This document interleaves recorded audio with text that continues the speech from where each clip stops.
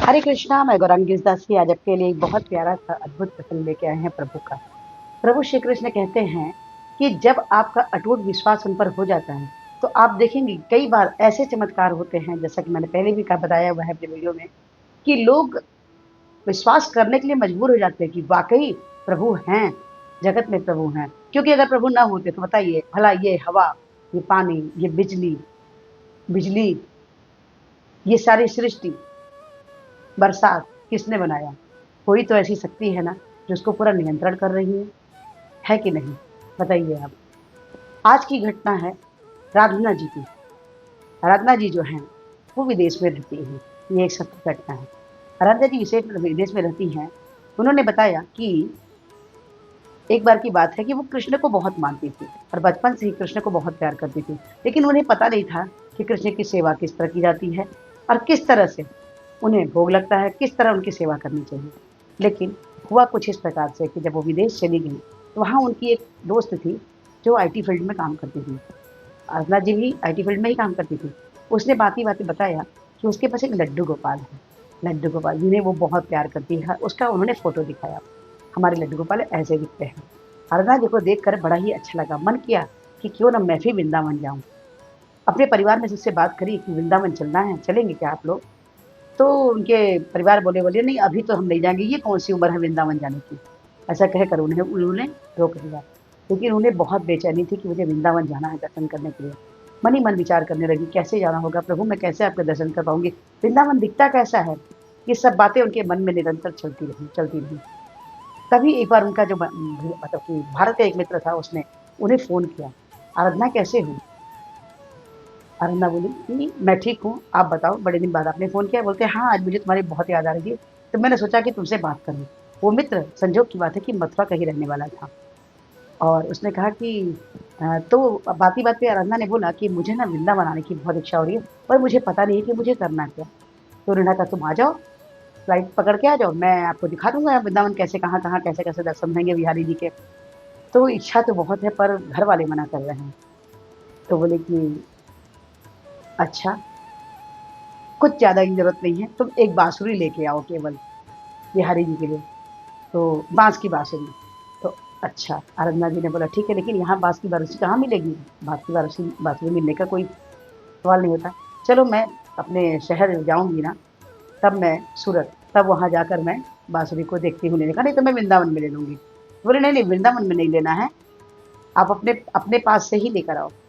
अपने मित्र की बात को सुनकर उन्होंने क्या किया कि जब सूरत वो गई, तो वो सोच रही थी कि मुझे बाँसुरी यहाँ कहाँ मिलेगी क्योंकि यहाँ की भी मार्केट का मुझे कोई आइडिया नहीं है। तभी बाँसुरी बजाने की आवाज़ आई। ये बड़ा आश्चर्य था क्योंकि जहाँ पे वो रहती थी वहाँ ऐसा कोई भी व्यक्ति नहीं था जो बाँसुरी बजाता हो। आवाज़ की धुन को सुनकर वो बाहर निकली, तो देखिए एक बाँसुरी वाला करीब 20-25 बाँसुरी लेकर बजा रहा था, बड़ी सुंदर धुन बजा रहा था। तो उन्होंने कहा भैया मुझे एक बाँसुरी चाहिए। तो उन्होंने कहा कि ले लीजिए। तो बोले नहीं मुझे फ्रेश बाँसुरी चाहिए जो आप बजा रहे हैं वही चाहिए।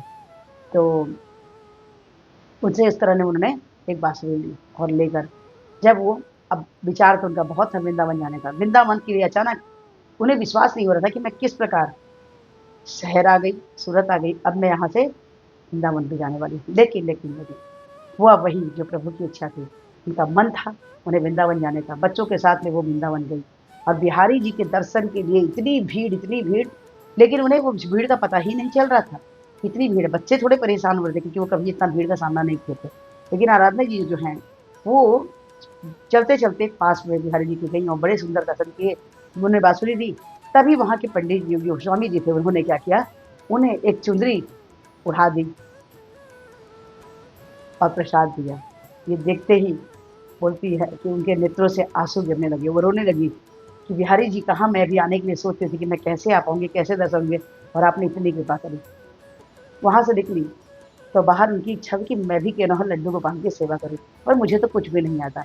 ऐसे ही दुकान पर जा रही थी, उन्होंने देखा कि एक दुकान पर लड्डू गोपाल बड़े ही सुंदर से बैठे हुए थे। वो वहाँ से गुज़र रही थी, अचानक उनके कपड़े से लगकर वो लड्डू गोपाल नीचे गिर गए। उन्हें बड़ा दुःख हुआ। उन्होंने कहा भैया वो दुकान वाले भैया बोले कि लड्डू गोपाल ऊपर रख दीजिए आप। तो बोले कि मैं लड्डू गोपाल को ये लड्डू गोपाल मैं लेना चाहती हूँ, पर मेरी एक समस्या है, मुझे नहीं पता इनकी सेवा कैसे होती है। तो दुकानदार वाले जो भैया थे, उन्होंने उसकी सेवा बताई कि इन्हें बहू लगाना, इन्हें नहलाना, इन्हें किस तरह सेवा करते हैं, इनके फेस कैसे बदलते हैं, सारी चीज़ें उन्हें मालूम चली। वो बड़े ही खुशी-खुशी लड्डू गोपाल को ले आई एक बाँसुरी के साथ और आकर अपने घर में उन्होंने सेवा शुरू करी। लड्डू गोपाल की कृपा थी कि उन्हें दिन दुगनी चार चौगुनी बिल्कुल उनके जॉब में उनकी तरक्की होती चली गई और आज वो बहुत अच्छे कंपनी की अच्छे पोस्ट पर वो कार्य कर रही हैं। लेकिन उनका ये कहना है कि हम लड्डू गोपाल से प्रेम करते हैं, प्यार करते हैं, लेकिन लड्डू गोपाल से हमारा जो संबंध है, ये हम जब स्थापित करते हैं, तो प्रभु उस संबंध को हमेशा सदैव निभाते हैं।